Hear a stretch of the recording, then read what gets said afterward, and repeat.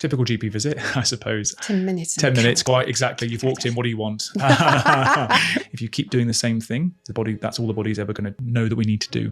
As soon as you stress it more, that's when it starts to adapt. The first 80% is quite easy. And you're looking at me thinking, how is this ever going to? Yeah, here. Exactly. This is embarrassing for you and for me. That's when you take revenge and click and exactly. So a wry smile. The NHS really is there as service provision. So it's there when things go wrong. It's not there to make a decision for you. Orange juice, apple juice, atrocious. So my wife is infuriatingly good with her sugars in the sense of we all eat the same thing and her sugars will be absolutely fine and my sugars won't. But there is a Goldilocks with all of this stuff about not too little and not too much. Welcome to the Visionary podcast, where we discuss science, medicine, physical health, and mental well-being. What is this lovely VO₂ Max thing? You have a contraption here for us, which looks very scientific and hopefully not very intimidating. No. If you could please hold us and tell us what this is. What do I need to know about the VO₂ Max? What should someone like me care about it? The VO₂ Max test basically looks at how much oxygen you breathe in. So we breathe in 21% oxygen in the air and how much you breathe out. Okay, so it's showing you the difference between those two numbers. And the bigger the difference, the better your cells are at using oxygen. The bigger the difference between inhaling and exhaling. Exactly. What does that mean? The bigger the difference. So you breathe in 21% oxygen, you breathe out 18%, for instance, oxygen, or 19% oxygen. Is that good or bad? So it's all relative. Okay. So it's about the bigger the difference, i.e. the lower the number you're breathing out, the higher your body's ability to use oxygen, which means the fitter you are. So it directly correlates with how efficient your cells are at using oxygen. Again. It's okay. Okay, so I breathe in little and I breathe out more. That a good thing? No. So you breathe in 21% oxygen. Okay. That's the average for everyone? That's what the air is. The air is 21% oxygen. Okay. And then it's so when you breathe in oxygen, your lungs, the air goes into your lungs. It then the oxygen goes into your bloodstream, and then that within the bloodstream, it then that happens in 2 seconds, right? Yes. Yeah. Okay. If less. Okay. So it's what I'm measuring is that, and then when you breathe out, your oxygen, bloodstream is giving away carbon dioxide, and how much oxygen you've used in that moment. So how much oxygen when the that's such a horrible description. I'm so sorry, Hala. We're getting there. Let me try that again. So it's how much you measure the difference between the 21% of oxygen that goes into me and how much oxygen that you breathe out. And this difference means something. Means it shows me how fit you are. Okay. So that directly correlates with how good your cells are at using oxygen. If your cells are more efficient, that means you're able to do more exercise for longer, which I can then understand and I can put it into a test. So the VO₂ Max test is a graded exercise test where we're measuring your oxygen utilization capacity, which means going back to exactly what we were talking about, how much oxygen you're able to breathe in and then how much oxygen you're breathing out. And we grade your exercise going up, which means we start slow. So we might start on a treadmill or a bike and we'll start at a lower intensity. And then what we do is every minute we increase that intensity. How do you define low intensity? What we typically... For people not to get super intimidated by that. No. Okay. So what I generally do is we need to understand how fit you are to begin with. So, and what your modality, so what your... what's your preference about exercise? So what do you normally do? So some people are runners, some people are cyclists, some people are rowers. And so it's first of all making sure that we're repeating that the exercise that you enjoy doing and that you're best at and you're conditioned to do. But it's all cardio. It's all cardio. So if we take running, for instance, if you run a 5K in 25 minutes, something like that, we would start you at walking on the treadmill at maybe 4 kilometers an hour. And we're measuring your heart rate as we're doing it. So we want to try and keep your heart rate below 100 for the first 5 minutes of the test. And then as we're increasing, we might increase it by 1 kilometer an hour. So you go from 4 to 5 in 1 minute, and then you keep going up. And what you'll quite quickly find is when you're doing the test, the first 80% is quite easy. And you're looking at me thinking, how is this ever going to... Yeah, here. Exactly. This is embarrassing for you and for me. That's when you take revenge and click and exactly. go So to 10. a wry smile, exactly. And then you sort of start to hit the last 20%, and all of a sudden what it actually is happening in your body is your body has two ways of using oxygen, or two ways of creating energy, and that's with oxygen and without oxygen. So the with oxygen part, you can keep running. That's like marathon runners. The without oxygen part is think the 100 meter, 200 meter. people. Are you going to cut oxygen off me with this? It's not that you're cutting oxygen, but what happens is you get a lactic acid buildup. So the lactic acid is the pain that you start to experience when you're working really hard. Think a really intense workout and you're breathing really hard. Your lungs are killing you, a bit nauseous, a bit lightheaded, things along those lines. And so, but you can only sustain that level of exercise for a very short period of time because our body quite quickly goes, nope, this is too uncomfortable, I can't carry on, and it starts to cause other problems. But so the last 20% of the test is what I start to really see, where your heart rate massively increases, your breathing rate increases, and I keep increasing the intensity to the point that you can't keep going. What I'm then able to understand is with a number that comes out from that test, how fit you are in comparison to the rest of the population, and we can then say, right, your age is 47. We know that your VO2 max declines by roughly about 10% after your fourth decade and about 15% after your fifth decade and thereafter. So we can then correlate and understand whether you're on course for being able to walk the Himalayas in your 8th or 9th decade of life, going on those walking holidays. So we can then start to understand whether your current level of training, your current level of fitness is on course for where you want to be. And this is trying to then stop people from discounting the future. Because we often say, I've done a bit of a run today, fantastic, nothing else to do. I'll do some weightlifting in a couple of days or whatever. But if we keep delaying these things, it's a bit like having a biscuit every day. You know, if you have a biscuit once a day, it doesn't cause any problems in that moment. But 6 months later, you might have put on 3 kilograms of weight. And so it's trying to show you what consequences or what your current lifestyle and the current habits that you're doing are, what impact that's having for the future. Yeah, that these last 2-3 sentences is telling me that I have to work out every day, right? Well, so I don't think it's about working out every day. What I think it's about is what your current numbers are and what do you want to do in the future. Yeah. So if you're telling me, okay, I want to be able to go on that walking holiday in my 8th decade of life, then you're going to need a VO2 max of roughly about 30. So if your VO2 max right now is 38, then actually you're not on course to be able to achieve that. Yes, so in which case we need to up your game. But actually it could be you're smashing it, you're really fit, and your VO2 max is 50. And in which case you're on course perfectly for that. Oh. In fact, you've got plenty in reserve. And so it's trying to understand those numbers first of all, and then we can then adjust our lifestyle to ensure that we're doing what we should be doing. Because I think when we say what is health or am I fit, it's very hard to really understand those things. And people might say, oh, well, I'm really fit. I do exercise. And I 100% commend that. But let's put that in a number and understand what that actually means for the future. Hence the screenings that you do. I have a cheeky ask. Could you please put this lovely contraption on? You or me? You, please. Okay, fine. It's not going to sound very good on the microphone. Look, this is what I should be wearing while doing the test. Any other things attached to me? Yes, so you get a heart rate strap that goes across you. Okay. And then from the heart rate data and the oxygen data, we can then basically show you what your VO2 max will be. Okay. So it comes, sorry, this is terrible for the microphone, but it comes around and sits here, sits there, and then we'll tighten up the straps as we're going along. Yes. So this is Hans Rudolph mask for anybody who wants to know. Okay. Adjusted nicely, hopefully comfortable. Yes. It is lightweight, when I held it before we record. So I would it's then not tighten heavy. up these ones, and that would then go. Oh, that's super, lovely. From outer space. So I have pinched this graph. I think you explained most of it for us now. Well, we'll show this on the screen. This is from your amazing LinkedIn page. I highly recommend everyone would follow you or connect with you, whatever. Oh, not connect. I appreciate that it's a professional page. LinkedIn is professional by nature, but your profile is also educational, which is really helpful. If you could please have a look at this graph. Is this the result of a real person kind of thing?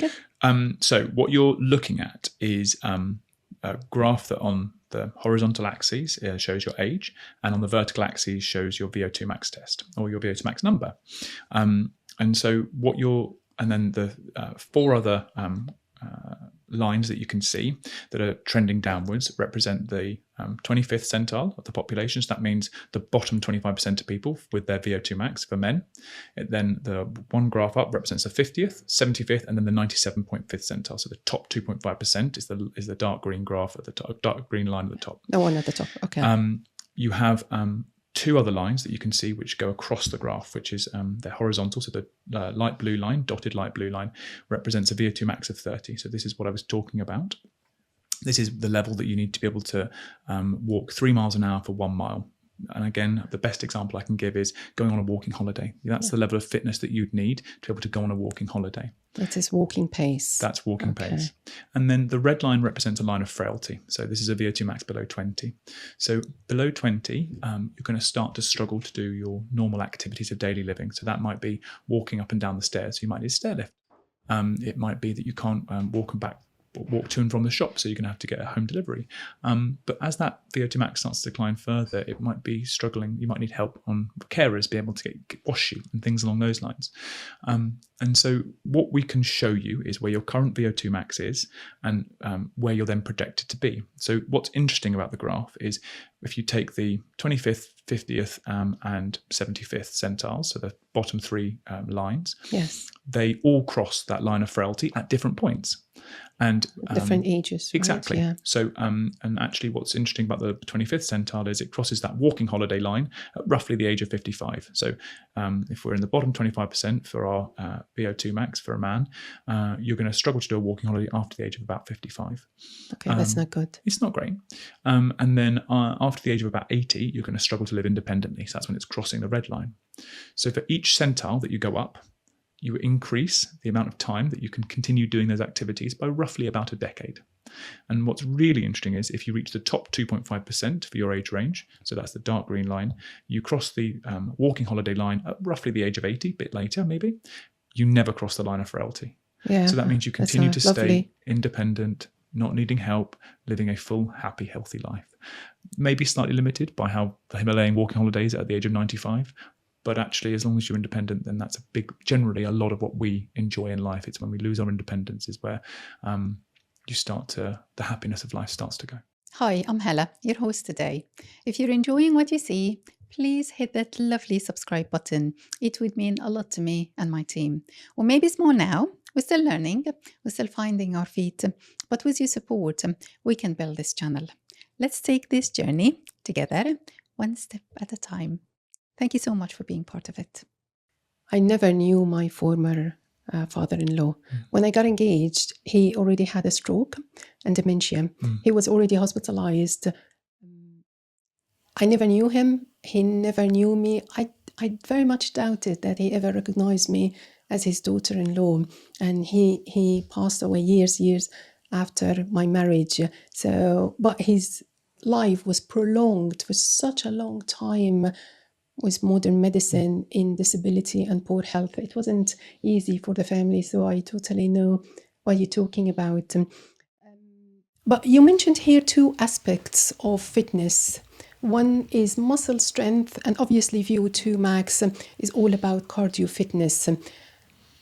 May I ask, which one is more important? I mean, obviously, cardio is super important, but you also mentioned muscle mass. So should I do a bit of both? Or it depends. It depends. So the answer is they're both really important. But if you were to go on hierarchy, fitness is the most important. So when we... That's the cardio, the running, exactly. the rackets, these kind of things. So if you compare the mortality data, that's the number of people that died. If you compare the top 2.5% for VO2 max, going back to being the fittest in your age group, versus the bottom 25%, there is a 400 to 500% difference in mortality between those two groups. If you take strength as the same metric, or the same statistic, top 2.5% versus the bottom 25%, you have roughly between a 200 to 300% difference in those numbers. So strength and fitness are both really important, but fitness is the most important when we're talking about if we were to identify that. Yeah. So this is such a lazy question, but I have to ask. What is the minimum effective dose of exercise in cardio that I can do if I don't have a healthy relationship with the gym? What can I get away with? So the answer to that question starts from understanding how fit you are at the moment and what you want to do in the future. But if we were to say on a guidelines perspective, the nice guidelines would recommend 150 minutes of moderate intensity exercise a week. What I would say is, if you can build a habit, so if you can build into your routine, your everyday, 20 minutes, 25 minutes a day, then I think you're setting yourself up for the future, because what we don't want to be able to do, or what we don't want to do, is prioritize other things in our life. We need to recognize that our own health is the basis of everything that we do. So, and I work, marriage, kids, parents all take swallow the entire day, the entire life. And but I think what kids want, or what kids hope for, is a relationship with their mum and dad for as long as possible, and a healthy relationship for as long as possible. And generally, if we can have the priorities, or the time, we make the time for work, we make the time for eating, we make the time for many things in our life, whether it's scrolling through Instagram or whatever. But if we make 25 minutes, I think actually you'd make a huge difference. And what's interesting about the data on some of this stuff is that when you're looking at the minimum dosing, the biggest difference you can see in mortality difference is when you go from the bottom 25% to the 50th, and then when you go from the 50th to the 75th, that increase or decrease in mortality proportionally gets a little bit smaller and gets a little bit smaller. So just going from the bottom to the middle, you've made a massive difference. Going from the bottom to the 75th, you've made an even bigger difference, but not quite proportionally as much. So something every day, habit building, whether it's increasing your steps by 2,500 every day, something simple targets that you can do and you can achieve and are sustainable. That's the basis of then building. Yeah, but are we talking about 20 minutes of walking or running? Right. So what I would say is it's 20 minutes ideally of cardio. So it's running, if we're taking running as an example, or walking. But again, depending on where you start from is what we need to begin with. So if you're relatively fit, then I would say, brilliant. If you can do 20 minutes a day of cardio, you're doing more than the average, way more than the population is doing currently. Your VO₂ max will go up 100%. If you're starting from a level of being in the bottom 25% for your VO₂ max, you're not doing any running in the first place. So in which case, what you need to be doing is increasing your steps, which will be getting you fitter in the first place, because that level of exercise for you is more than you're used to be able to do. So everything when we talk about strength training, when we talk about fitness, it's about progressive overload. It's doing a little bit more each time, because our body adapts to the stresses that we put on it. If you keep doing the same thing, that's all the body's ever going to know that we need to do. As soon as you stress it more, that's when it starts to adapt, and the really beneficial changes start to happen. Yeah. I read that you were inspired by Dr. Peter Attia in the United States. Which of his ideas changed your view of medicine and health? What I loved about Peter Attia was he was completely focused on the evidence.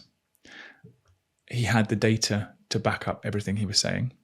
He showed a lot of the things that I've spoken about today about proactive healthcare. I was totally convinced when you could start to replicate or start to show people what your current lifestyle is leading towards, whether that's the walking holidays, line of frailty, picking up your grandkids. That for me is a really powerful metaphor for the future, an incentive to want to change. And again, when I talk about the cardiovascular disease, about just doing the two simple things, blood pressure screening and high cholesterol, and that's 85% of the cause of heart attacks and strokes. 85% of the time, we can reduce that number massively by just doing those two simple things. So it's when he has the data to match it up, and he has, it's re-engineering the thought process about not waiting for something to happen and actually proactively trying to prevent it. On your website, you say, our healthcare system, that's referring to the lovely NHS, often reacts to illness after it strikes. I believe in proactive approach. Why do you think our system has been reactive for such a long time? Part of this is how the NHS was set up, or how healthcare what options we had during with healthcare 80 odd years ago, 60, 70 years ago. We didn't have very many preventative options. Part of this is about the changes that a lot of the things that we need to make that I talk about are focused around behaviour change. And so the NHS really is there as service provision. So it's there when things go wrong. It's not there to make a decision for you. Yes. And when we talk about behaviour change, it's really hard because we've all the behaviours that we generally have are governed by in the environment that we've grown up in, what priorities our parents put on sport, strength, exercise. Did we enjoy it? Did we enjoy team sports? Were we not very good at them, and therefore we went much more to a sedentary lifestyle because we enjoyed reading, and that's where we got our happiness from. And so changing that as an adult is really challenging. Getting people to stop smoking, getting people to eat better is really hard. I think that why the NHS struggles with this, because every report, every white paper will come out saying we need to focus on primary prevention. That's what makes the biggest difference. Ultimately, there are a few things that it can do better, whether that's screening for cancer, whether that's screening for cholesterol, hypertension, and I totally agree with that. Behaviour change is not something that actually the NHS is set up to do. And it's on us. It's on us. And I think there is an argument about public health. There's a wider cultural conversation around, work possibly helping us to not do as much sitting, to give us an opportunity to go and stretch our legs more, or creating the cultural environment where actually we go on walking meetings. We don't just sit around in a board and have pastries. Walking meetings. That's lovely. My wife told about it last week, and I was like, well, that's good. That's a start. I think it's a much wider cultural conversation about how we live our lives and what we put our bodies through. Yeah, this is very true. I was thinking, but here's the thing. I'm not going to worry about my health in my 30s if I feel fine, if I'm okay. We don't know what we don't know. If I'm okay, I wouldn't know what to improve. I guess hence the screening that you would recommend. So it's not entirely the healthcare system's responsibility. Now, please explain to me how your preventative model works at your clinic. What would I experience differently in your clinic than like a typical GP visit? So, typical GP visit, I suppose. 10 minutes. 10 minutes, quite exactly. You've walked in, what do you want? So what I try and do is I talk to people about the fact that we have 3 levers to control our health. So we have strength and fitness, we have lifestyle, which is what we're eating. And then the last one is our primary prevention or our screening that we can do. What I would do generally is we do an overall review of you as a person. So we take each of those levers that you've got to control and we put numbers to them about how high, good they are, or areas that we need to think about working on. So we'll do your VO₂ max, we'll do your fitness, put you on a number, give that a number, understand whether that's on course for where you want to be. We'll do your strength metrics to understand how strong your upper body is, how strong your lower body is. Strength, I would be lifting a bit of weight. Yeah, exactly. So like a kettlebell squat or a goblet squat. So how much weight can you hold here, and then squat down and bend back up if we're thinking about recreating. I would fail miserably in this department. And these are things that we would identify. So one, we do your fitness and strength metrics, understand where you come in the population. So how strong are you in comparison to other people your age? Are you in the top 2.5%? Are you in the top 25%? Or maybe you're not. Maybe you're in the bottom 25%. And in which case, that's something that we can then think about working on. So fitness and strength is the first thing. When we talk about lifestyle, that's about what you're consuming, so what you're eating. And I marry that up with some continuous glucose monitoring. So that's a little device that you wear on your arm that monitors how much sugar is in your bloodstream. So this is not only for diabetic people, that's used for prevention for everyone. So the CGM, so the continuous glucose monitoring, I think it's important to recognize everything I talk about, whether it's fitness and strength, whether it's primary prevention, that's evidence-based medicine. So I have 30 or 40 years of meta-analysis to go back to and say, this is why it's really important, and I'm right in what I'm saying. When we're talking about the continuous glucose monitoring, this is evidence-informed. So it's a new technology that we have in the last 5-7 years. And we haven't got as much data behind why it's important to do these things. But we have tentative early data that suggests it's a really important way of, one, keeping your sugars lower is linked to a longer, healthier life. And the number of times your sugars go spike is linked to a longer, healthier life. What is the connection here? I want to wrap my head around this. So the continuous glucose monitor would tell you the glucose level that I have when I consume a certain kind of food. Yeah. Why is it important not to have a high glucose level in the first place? So what you'd go back to is whether it was diabetes. So we know that whether it's type 1 diabetes or type 2 diabetes, type 2 diabetes is probably the best example here because that's within reason to do with what you're eating. Type 2 diabetes generally takes roughly 6 to 7 years off your life expectancy. So if you become a type 2 diabetic, you can minus 6 to 7 years off your life.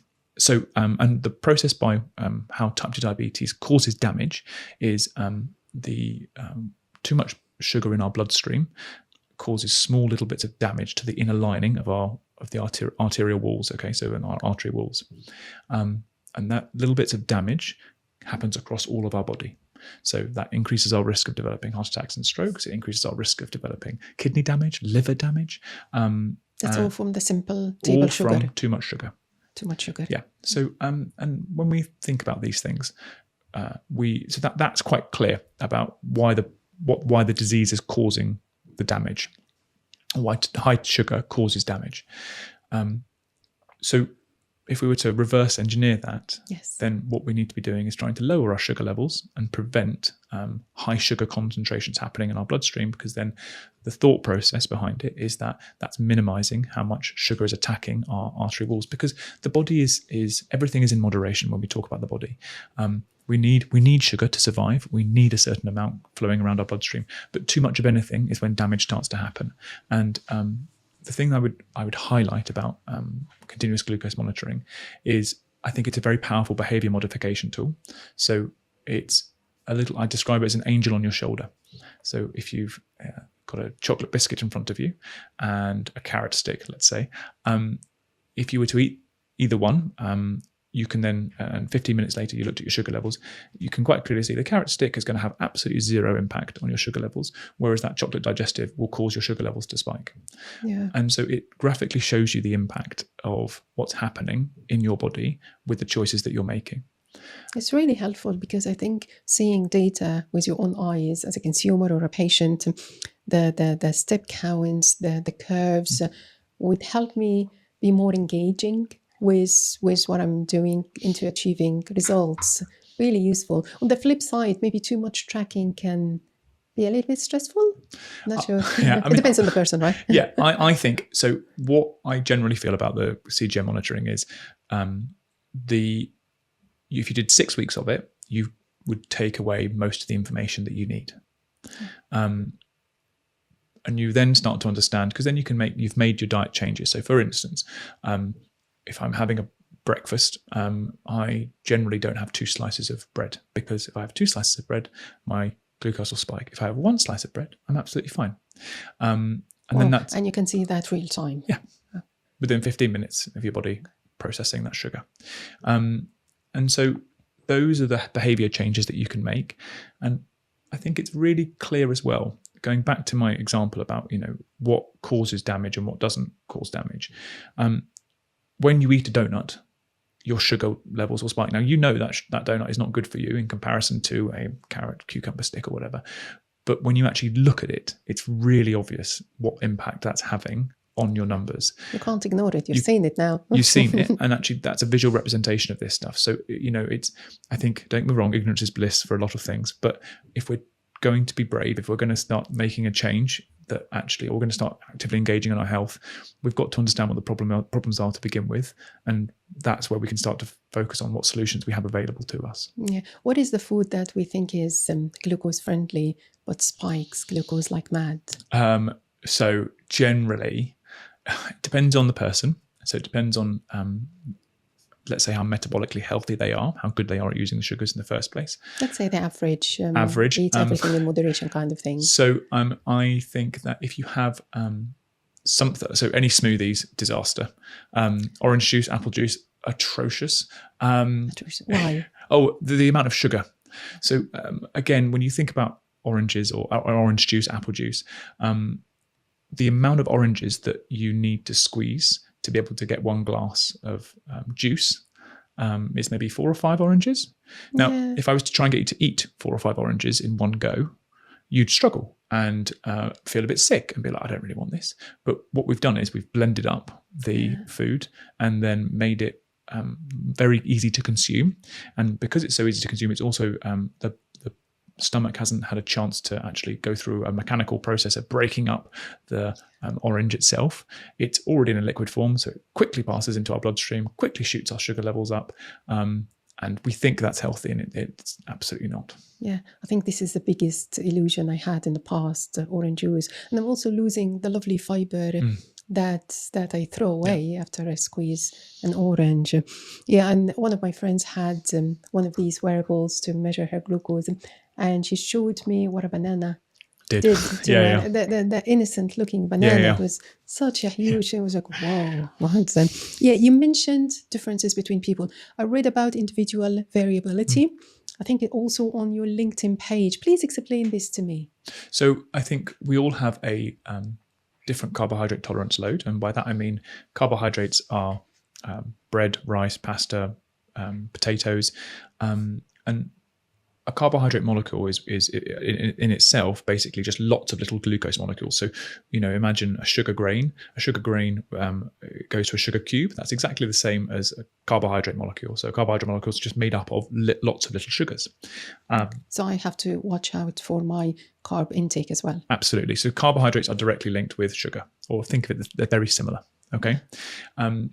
And when we think about differences in between everybody, so some people have, through various different reasons, a much lower ability to tolerate sugar. Now that can be genetic, so sometimes these things are linked with of Asian descent, so they've got a much higher risk of type 2 diabetes, and so they have higher carbohydrate meals. So whether that's naans, whether that's rice, that causes your sugars to go up markedly. Some people, so my wife is infuriatingly good with her sugars, in the sense of we all eat the same thing and her sugars will be absolutely fine and my sugars won't. Now, I don't know the reasons behind why that's different, but I can see the difference, and we can compare the graphs to see what impact these foods are having on us. And I think the other point to recognize is that higher muscle mass seems to be linked with better sugar control, and that the thought process behind that is that our muscles are a very good store of energy. So when we're thinking about sugar is just converted into energy or converted into fat, depending on what we're doing. So higher muscle mass, lower sugar levels. So low muscle mass, much higher sugar levels. So interesting enough, I think older people have much higher sugar levels when they do their CGM monitoring. If I did my mum, she is generally quite a fit individual, does lots of running, but hasn't been lifting very much. She's quite a petite lady. So she has a rice cracker and it caused her sugar levels to spike terribly. Or she has a bowl of porridge. And again, if you think about what porridge is, it's oats, a bit of milk. She might add a little bit of golden syrup or something like that. But generally, that's a very high carbohydrate meal. There's not very much protein, not very much fat. It's predominantly the carbohydrates that's happening there. So that means that she hasn't got the ability to be able to deal with all that sugar in one go. Yeah, I linked a few dots here. I'm a keen runner. I love running. And if I don't run every single day, I can't sleep. Of course, I'm highly medicated with the sleep thing, but antihistamines on their own is not enough to sleep. Yeah. And running on its own is not enough. I have to combine both, otherwise it's not happening. But thinking of cardio, muscle mass, and glucose stored in the muscles, if I overdo the running, and I do, 1 hour a day, will I lose some of my muscles? Will they break down? So again, as long as you're providing your body with the nutrients that it needs, then generally your body will adapt to the stresses that you're putting on it. But there is a Goldilocks with all of this stuff about not too little and not too much. And what I would say about, say, running, for instance, running is a very high impact sport on your joints. And so I do quite a bit of running, and I seemingly break down at about 12 or 13 miles every time, with various little aches and pains that happen. And so if you do too much running, too much of exercise, too much running, it will then lead to, a bit of muscle tearing. If you've not given the time for that muscle to then repair and adapt, and you're jumping straight back onto it, then it's a bit like having a cut on your arm that you're just picking the scab constantly, not letting that process heal or the body heal. But ultimately, as long as you're enjoying it and as long as you feel good, then that's a pretty good indication that actually your body's able to tolerate all of that stuff.